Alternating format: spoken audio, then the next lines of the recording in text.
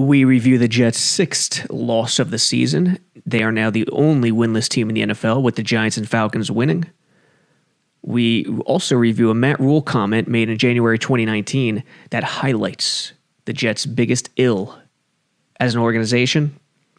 And we wonder if Sam Darnold to the Dallas Cowboys before the trade deadline is the right move.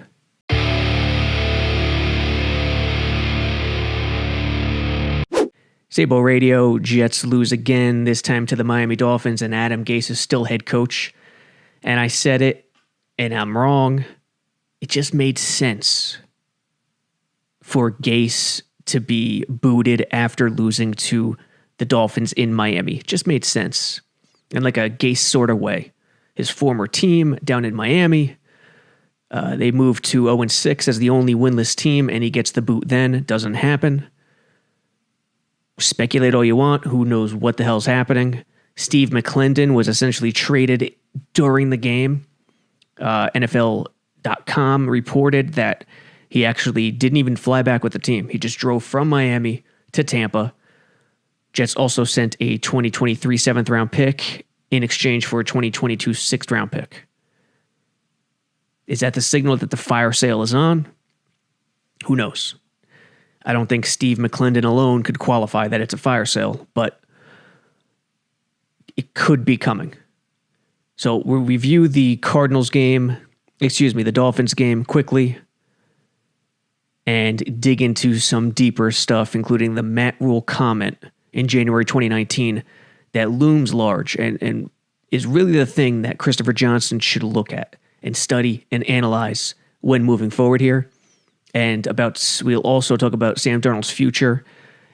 The Cowboys make sense in terms of a landing spot for Darnold.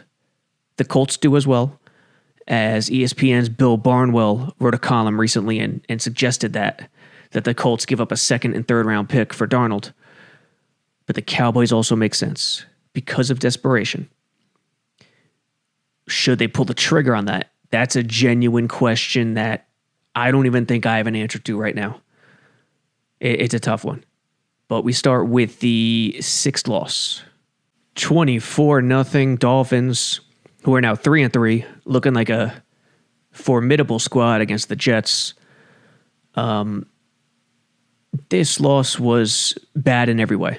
Just terrible in every way. Again, terrible defense. The Jets' point differential is at an all-time low right now. That's how bad this team is. 24-0. The one positive is Marcus May. They finally put him back at free safety, and he played well. Played a lot better than he had the previous 3-4 weeks. Picked up that interception that everyone's calling the butt interception, which is just low-hanging fruit. Come on, folks. We know this is the team of the butt fumble, which, again, is highly overrated. And why Brandon Moore receives so much crap for that, I'll never know. Collinsworth on the broadcast said Vince Wilfork literally pushed Brandon Moore backwards. He really didn't. They kind of just stood up. Brandon Moore pushed him actually a yard or two, then they stood up, and then Sanchez just ran into Brandon Moore's big backside. But calling the May interception the butt interception or buttception, or my favorite, the butt pick, which kind of works in a lot of ways. It's just low-hanging fruit. Why even do it? But everyone will, and you know that, and it was a great interception, one of the best of the season. Bryce Huff picked up his first sack, which has Michael Nania dancing somewhere. Flacco looked terrible. Perryman put up some yardage, but that second play of the game was just awful. He stopped running. We'll have film later in the week. Wednesday or Thursday, most likely. Maybe Friday. I'm not sure. And that's it. The positives were few and far between. They just got steamrolled yet again. First drive, and that was the key, the first drive. They get the ball. They run it on first down. Gore actually makes 3 yards happen, even though it was terribly blocked. Adoga and Alex Lewis on the left side did a poor job. Gore makes it happen, gets 3 yards, sets up 2nd and 7. That second down was the crucial one. Interestingly, Gase, and he said it in the press conference after the game, he knew the Dolphins, and Flacco said it too, he knew the Dolphins would play them tight. Single high safety, press on the outside, daring the Jets' weapons to beat him in one-on-one coverage, which should be a gimme in today's NFL. So Gase decided to start attacking early in this one. Where was this all season? This is what he needed to do in every game, literally. Except Denver. Denver was the one team Vic Fangio loves that loose cover 4. Didn't really do it. And they put up points that game.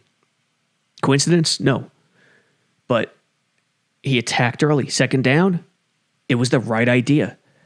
Perriman one-on-one. Perriman beats his man. They have a chance. Flacco throws a decent ball.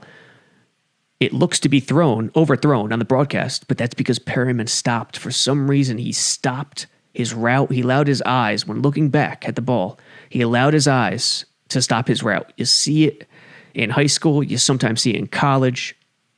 It's a bad thing for a receiver to do. You can never stop your route when you turn your head and you start using your eyes. And that's what Perriman did. Instead of turning to the inside and going up and trying to catch it, he needed to track that ball and understand that he needed to Willie Mays that ball near the sideline. Flacco threw it near the sideline, away from the single high safety, and he just didn't get it done. And Perriman slowed down. Inexplicably. I don't get it. Next play, again, one-on-one coverage. They take another shot. Again, right idea. Right idea, Gase. Right idea, Jets offense. This time, Flacco flails. Perriman doesn't have the step like he did on second down, but Flacco flails. He's falling backwards, and he just underthrows the ball, and it's a bad throw. So Perriman, Flacco combine. First drive, 3 and out. Dolphins get the ball. They go 3 and out. Jets get the ball back on their own 8 poor field position in a game that, isn't showcasing field position, the importance of field position as much as it used to. 3 and out, yet again. Next drive, Dolphins 8-play, 66-yard touchdown. This one resulted in the, which one was it? Oh yeah, is it Adam? It's Shaheen touchdown for 4 yards. Jets get it back, go on a 10-play, 45-yard drive. Where is the yardage? Everything is short. That in which they have to punt at the end. Dolphins get the ball back, 7 plays, 50 yards. Ryan Fitzpatrick wasn't great in this game. In fact, both teams couldn't convert a third down conversion until, was it late in the third quarter, early in the fourth quarter, for a great chunk of the game. And I think Miami only converted 1 all game, and it happened on the last drive when Tua was inserted. How the Jets lost 24-0 when the Dolphins didn't convert a third down all game is just insane. It's an insane thing to think about. But after that, Dolphins go up 14-0, add another touchdown, a field goal. Tua gets in there. Fitzpatrick's happy, and the rest is history. Jets are 0-6. The Giants lost. I'm sorry, the Giants won, and the Falcons won, which means the Jets are the only winless team and at the top of the Trevor Lawrence sweepstakes. Elsewhere, Kansas City beat Buffalo 26-17. It wasn't even that close. Buffalo did not look good. The running game sort of disappeared compared to last year. If Allen's not heavily involved in the designed attack, it's not working. Singletary's just not getting it done. Moss just came back. He only had a few carries. Didn't get it done. Arizona, Dallas, a spanking. Andy Dalton couldn't do anything. Kingsbury, Arizona, they look good. And Kyler Murray wasn't even that impressive to me. He missed a lot of passes. His running is what got it done. Arizona's defense got it done as well. Denver, New England. Denver wins in Foxborough 18-12. For those who listen, for those who read, I was not big on Cam Newton to the Patriots. I mean, it was a good shot for New England, but I didn't think Newton matched up well with what the Patriots like to do. Everyone thought I was nuts. you're insane. The Pats will mold to what Newton can do. And that's true. I always knew that. They'd come out in a new style college quarterback heavy running scheme where you're seeing power inverted veers and read options and anything in a zone read or gap concept to feature Newton. But I worry about injuries with Newton, and I worry about his passing. That's all well and good. But if you can't pass the ball, you're really not going to. I mean, you might win some games, you might sneak into the playoffs, but you might not be great. I don't know how Newton won the MVP in 2015. He is so inaccurate. He's just not that good a quarterback. And although McDaniels and Belichick have done a good job, in my opinion, I don't think that was the slam dunk match everyone made it out to be. New England goes to 2-3 on the season, the same as Denver, 2-3. It's amazing. Houston, Tennessee. Houston had this one, Romeo Crennel, for a good chunk of the game. Tennessee comes back. Tannehill was tremendous. Derrick Henry was ridiculous. He killed me in fantasy. I was playing against him in 2 leagues, I think. 2 out of the 3. He just destroyed me. Tennessee wins again. They are unbeaten. They are one of the best teams in the NFL. Cleveland, Pittsburgh. Kevin Stefanski's been great this year. He's done a tremendous job. But this one got away early, and Steelers 5-0. Cleveland had no shot. Baker Mayfield actually got benched for Case Keenum, and Mayfield hasn't been bad this year. He's been good in spots. But I like that move by Stefanski. Old-time football, you'd see backup quarterbacks come into the game all the time, and it was great. George Blanda made a late career out of it. But Mayfield, Browns, nothing in this one. Baltimore, Philly, we just discussed it with Newton. Lamar Jackson still scares me. I don't know what he can do, what he's going to do once the Greg Roman magic wears off. It's completely scheme in Baltimore. They do a great job. Philly almost sneaks this one out. And I don't remember how this one finished, actually. I'm trying to think of it while talking about it. But, Lamar Jackson scares me. He had a great game. Put up some numbers. Looked like Baltimore had a 2-possession lead. Philly scored late. And did they have a shot at a 2-point conversion? Yeah, they had a shot at a 2-point conversion. I don't remember seeing this one for some reason. And if they got it, they would have tied it up. So not the best week from Baltimore, but hey, a win's a win, even on the road in this COVID league type year. Washington Giants win by a point. It wasn't impressive. Both teams are 1-5. But Jets fans will take it because that's the team they needed to lose. That team and Atlanta, who smoked the suddenly awful Minnesota Vikings 40-23. Could you imagine where the Jets would be right now if they had Kirk Cousins? That contract, that money, it would be so much worse than it is right now with Darnold.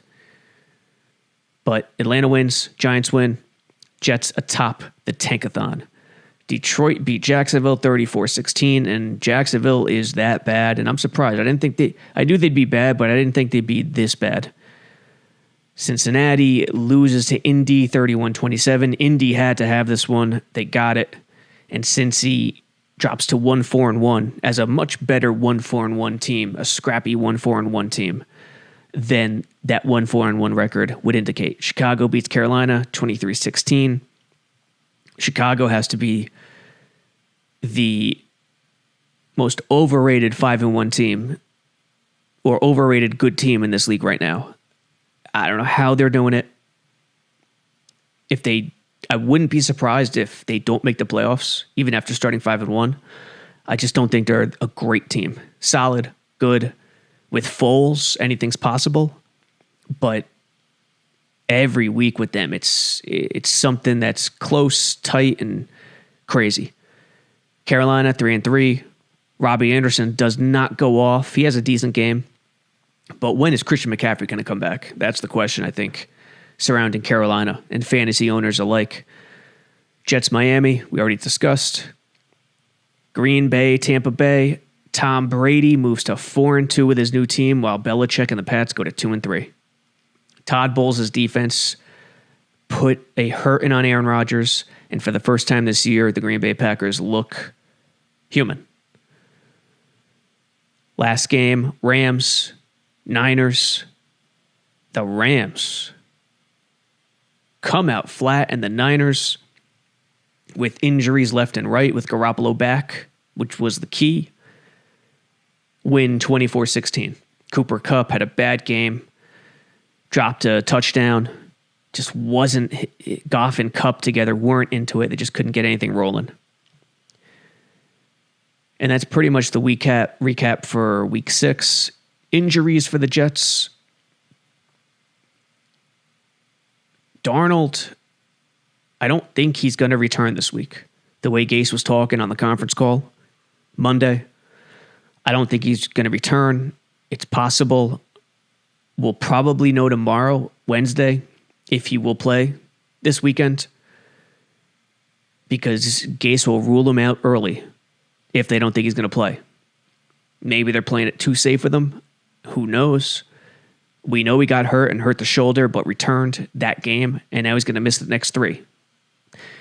AC joint. I had the same injury once upon a time when I was not ancient. It depends on the severity of the injury. That's all it comes down to with the AC joint. And interestingly, when I heard it in game 2, came out for a series, a play, I don't know, a couple plays or a series, got back in there and finished the game. But after that, for the next month, it was brutal. Brutal. The pain was awful. It was rough. So I would lean towards no, he's not playing this week, but we'll find out tomorrow. Mekhi Becton, I lean towards yes, he's playing. But again, he's continuing his rehab as well. And we'll find out tomorrow. Mekhi Becton is if you haven't caught on yet, he is the most valuable, probably best player on this Jets roster. This offensive line, as you saw in Miami, with Joe Flacco getting killed, is awful without Mekhi Becton. They need Becton in there for this line to be improved, as it really is as a whole, with Connor McGovern, Fant on the right side, Becton on the left. Alex Lewis playing okay. Greg Van Roten, I think, is the weakest link of the 5, but he was worse earlier on. He's starting to level out a bit. The 2 big topics we'll hit today quickly are the first, Matt Rule. Matt Rule made a comment in January 2019, which some of you will remember, that highlights the New York Jets' biggest issue and should be the comment Jets ownership looks at every day. Christopher Johnson should take this comment, print it out, and put it over his mirror, his bathroom mirror. Hell, write it in soap on your damn mirror. It's that important. Obviously, Rule interviewed for the Jets job January 2019, didn't get it, goes back to Baylor, takes the Carolina job a year later. Here's what he said. I don't want to say anything about that job. This is while he was on ESPN 1660 in Dallas in January 2019. So he was still at Baylor. I don't want to say anything about that job. At the end of the day, I'm never going to be in an arranged marriage.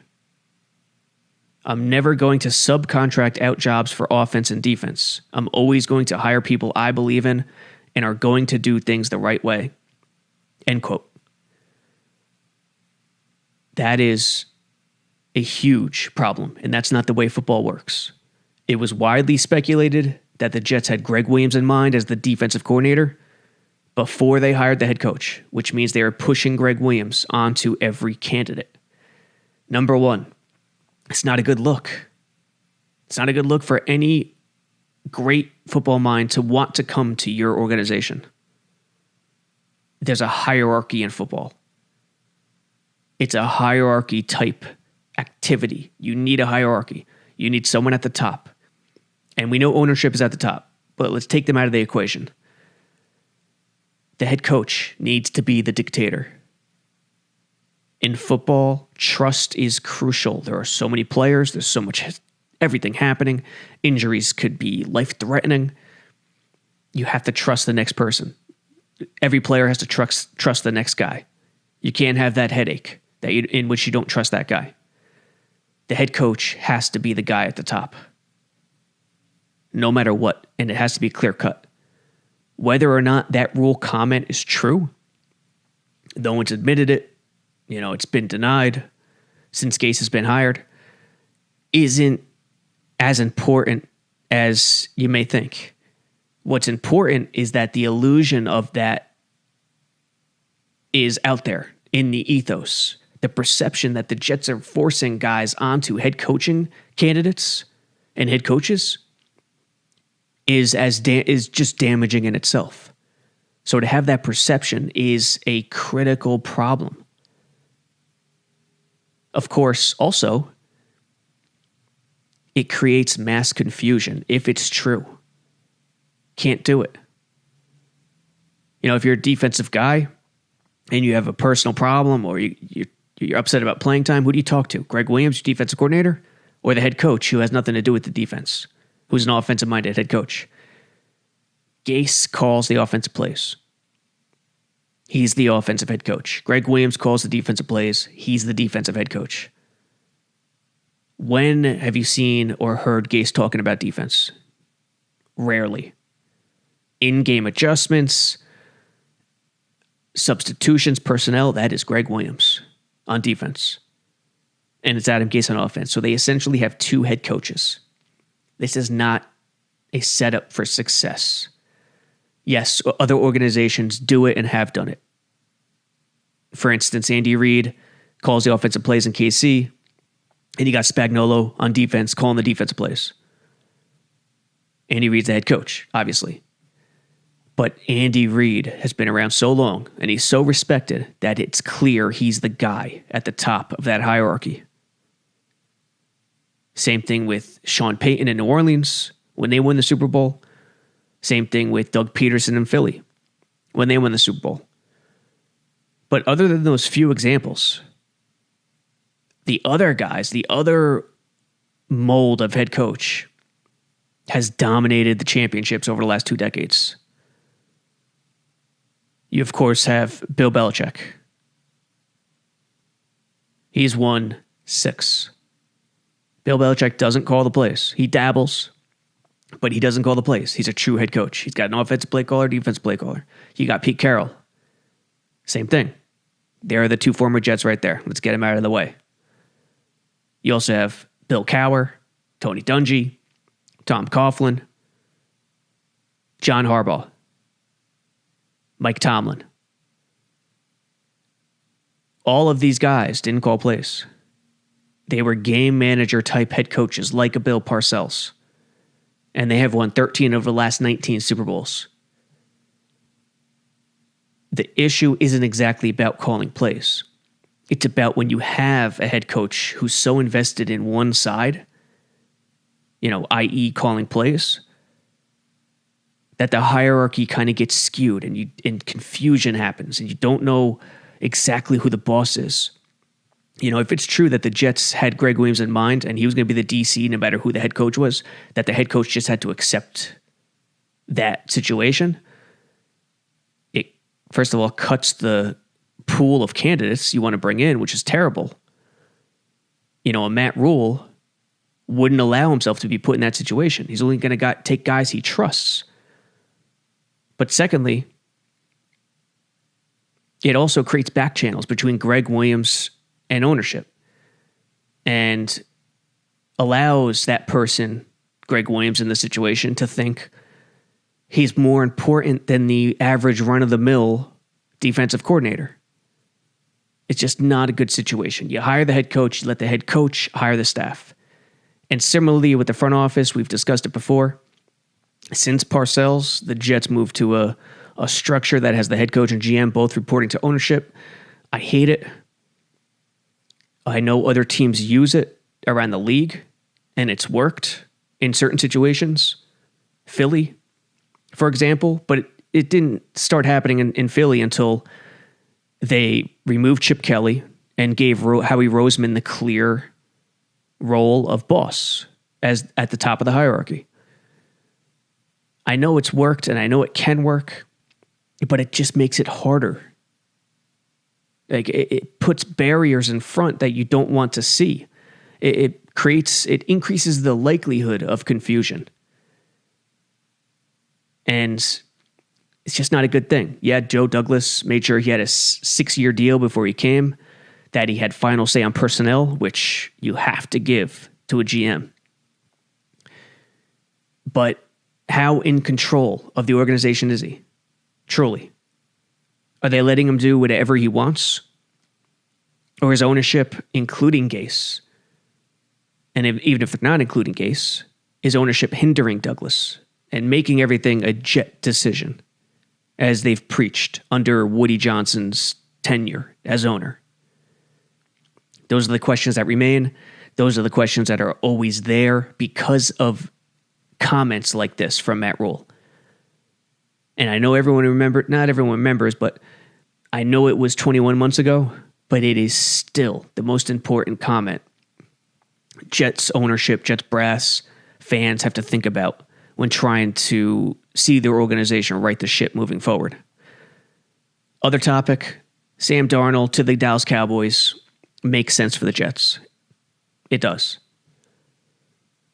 Whether or not they should do it is another story. That's a genuine conversation that has many answers that are neither right nor wrong. But think about Dallas. Jerry Jones, they're 2-4, just got smoked by Arizona. Desperate. They're desperate in the NFC East. They're 2-4 atop the division. So they're a division leader with 2 wins. Jerry Jones feels he has a win now team. It's not like he's aching for draft picks. He has draft picks. He doesn't have a ton of them, but he has them. Why not a 2nd round pick for Darnold? Or a 2nd and a 3rd, or a 2nd and a 4th? Something in that range. No, Darnold's on-field production doesn't merit a 2nd round pick. He just hasn't produced. But there's that idea out there that, whether true or not, the idea exists that Darnold, the number 3 pick, was the franchise savior, and he's been ruined by a terrible offensive line, an outdated scheme, and poor coaching. So if Dallas believes in that idea, a 2nd round pick for Darnold and a 2nd round pick from a Dallas team that might not be any good, if they miss the playoffs, they finish 6-10, 5-11, that 2nd round pick is going to be a solid pick. That makes a lot of sense. Now, of course, it would make a lot more sense if Trevor Lawrence was a guarantee. There's no guarantee. At this point last year, we thought Miami was a shoo-in for the top pick. Didn't happen. And they still wound up with Tua, but, Burrow did his thing, and the rest is history. What do? Trade deadline's November 3rd. Do you wait until November 3rd? See what's happening? Assess things? Know you're truly tanking it? Or do you hold on to Darnold no matter what? You don't have to pick up that 5th-year option, which is going to be at least $20 million. And you could hold on to him. If you get Lawrence, then you trade him in the offseason. If you don't, you return in 2021 with Darnold on his 4th year. Now, if you don't pick up that 5th-year option, you bring him back, he tears it up, you got to sign him to a long-term deal immediately. But he's going to be a free agent. There's no guarantee he'll want to stay either. Lawrence, I still think Lawrence is the only option if you're the number 1 pick. You start him off on year 1 of a 4-year deal with a 5th-year option. That's the window to build. But if I'm Joe Douglas, I'm entertaining the possibility of trades with Darnold right now, pre-trade deadline. I don't know if I pull the trigger, but if I'm blown away by an offer, a 2nd and a 3rd, I'm probably doing it and I'm probably taking that chance. But if I do that, then full tank mode is coming. I mean, if you trade Darnold and you don't get Lawrence, there's still no guarantee Darnold would have been the right move for 2021. ESPN's Bill Barnwell wrote a column the other day about potential pre-trade deadline deals, and Darnold was included, to the Indianapolis Colts for a second and third round pick. It's funny he brought up the Colts because that's how the McCagnon and the Jets got Darnold, with that deal to move up to from 6 to 3. But the Colts make sense. Phillip Rivers is on his last legs. Darnold could sit behind him for whatever time he has left, try to learn from him. But Dallas makes more sense. Jerry Jones could be hoping to catch lightning in a bottle. Dak Prescott's out for the year. Andy Dalton looked terrible. If Jerry Jones is that desperate and he's willing to part with a second and third, it would be tough not to do it. It makes a lot of sense in the world. And interestingly, Dallas, this is the organization that lived off these type of deals to create their last dynasty. Jimmy Johnson takes over in 1989 after Tom Landry's fired. Has this guy, Herschel Walker. They're losing. They're getting destroyed. They ultimately finished 1-15 that year. But they trade Herschel Walker to the Minnesota Vikings for a ridiculous number of picks. They also gave up some picks too. They also acquired some players which turned into picks based on conditions. The Jets, while Walker and Darnold won't fetch the same value, of course, it's sort of a similar situation. Douglas is Jimmy Johnson from 1989. Darnold, although he hasn't produced like Walker, is the face of the franchise. And Walker was the face of the franchise then. Remember, running back was a crucial position in 1989. No running back by committee. He was a bona fide star. Came from the USFL, rushed for 1,500 yards in 1988, I believe it was, the year prior. He was a bona fide star. People destroyed Jimmy Johnson for doing this. This college coach this cocky college coach coming from Miami. Who does he think he is?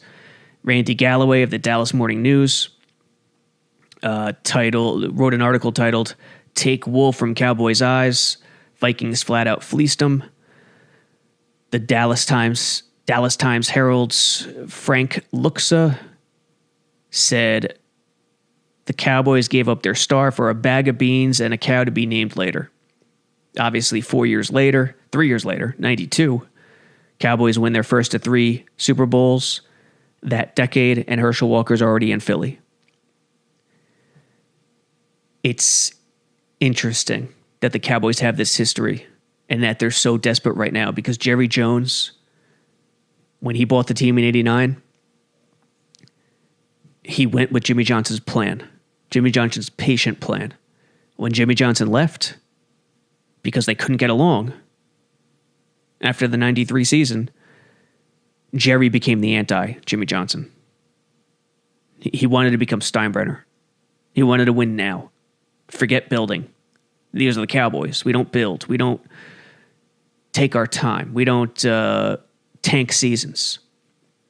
So Douglas, looking to potentially take advantage of that, it makes a lot of sense. Should he do it? Would I do it? I don't know. I honestly don't know yet. I think there are valid points on both sides, for sure. But what they would wind up with, here's what, for those watching in video form, YouTube, Facebook, whatever, the Jets right now have 5 first-round picks over the next 3 years. 3 second-rounders and 4 third-rounders. If they were to add a second and third, they would have 5 first-rounders, 4 second-rounders, 5 third-rounders. That's not bad. 5, 4, 5. The Cowboys, once it was all said and done, in 3 years, 1990, 91, 92, they had 6 first-rounders, 4 second-rounders, 1, 2, 3, 4, 5, 6, and 6 third-rounders. I mean, that's incredible. So 6-4-6, if I added that up correctly. The Jets are catching up. If they were to, if they really truly go through a fire sale this season, Darnold, May, whoever else, they're catching up to that Dallas 3-year draft window that really turned the franchise around. And it resulted in, Emmitt Smith, Russell Maryland, Eric Williams, Leon Lett, Alvin Harper, Darren Woodson, Jimmy Smith, who you know him better as the Jacksonville receiver, catching passes from Mark Brunell, losing to Parcells' 98 Jets in the playoffs. Of course, Douglas would have to pick the right guys, but that is the no doubt right strategy from here on out. They got to blow it up, use that dynamite, and start fresh, and allow Douglas to put his stamp on the personnel, on the depth chart, and on the entire culture. Allow him and him only to hire the next head coach and make the decisions. So, Jets 0-6. That Matt Rule comment coming back to bite them in the ass right now with Gase and Greg Williams bickering all last week, and even CBS when they're talking pregame before the game about a mundane thing about officials coming to them, telling them that the Dolphins don't like the way McGovern holds the ball, which is what Gase said him and Greg Williams were talking about. That stuff gets turned around, and broadcast teams will think, hey, these two kind of aren't getting along. Greg Williams made those comments about his defense being put in bad positions by the offense, insinuated. He didn't flat out say that. This will prompt broadcast teams to make something out of nothing. And that's what you need to avoid. So, I don't know. We'll see what happens. Becton, the team's best player. Darnold. We'll monitor the health of those two. The Matt Rule comment, like I said, and then Darnold trade possibilities. Is his value that much better now in terms of what they'd get in compensation as opposed to the offseason where it's worth trading him before you're going to get Lawrence? It could be. I think his value, I think what they'd fetch now compared to the offseason would be higher based on desperation or other factors. Because if Darnold comes back and plays poorly and continues to play poorly without Gase around, his value could even be driven lower. It could be driven higher as well if he plays well, but I don't expect that or anticipate that or would bet on that to happen with this roster and this coaching staff. So yeah, I think trading him now would fetch a lot more compensation. And, Jets this week, Buffalo at home. Buffalo's coming off a bad game. Can they get their first win of the season? Do Jets fans even want them to get their first win of the season? It's that old thing, culture versus tanking, culture versus draft picks. Does Douglas want to develop while tanking, or does he want to win every game possible? It's tough to know, and he'll never give the answer. So we'll keep monitoring everything. Think about those certain things we brought up, Matt Rule, Darnold, and until next time.